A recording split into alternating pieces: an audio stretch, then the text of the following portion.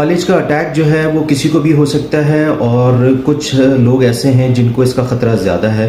अगर कोई शख्स सिगरेट स्मोकिंग करता है तो इसकी वजह से एक तो खून की रगों में डैमेज का ख़तरा रहता है, इसी तरह प्लाक का ख़तरा रहता है। इसी तरह जो शराब नोशी करते हैं, अगर किसी को ब्लड प्रेशर है तो वो ब्लड प्रेशर की दवाओं को बाकायदगी से फॉलो करे और अपना ब्लड प्रेशर ज़रूर चेक करवाए। इसकी वजह से जो खून की रगें हैं वो मुतासर हो रही होती हैं। शराब नोशी से बचें, अपना फॉलो अप करा लिया करें, साल के ऊपर एटलीस्ट ज़रूर करा लिया करें। कोलेस्ट्रॉल के नंबर्स का देखना ज़रूरी है।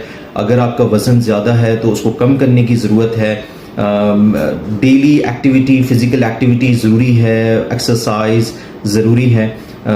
हेल्दी ग़िज़ाओं का इस्तेमाल करें। हर जगह के जंक फूड और एनर्जी ड्रिंक्स और ये जो कोला ड्रिंक्स हैं इनसे बचने की कोशिश करें।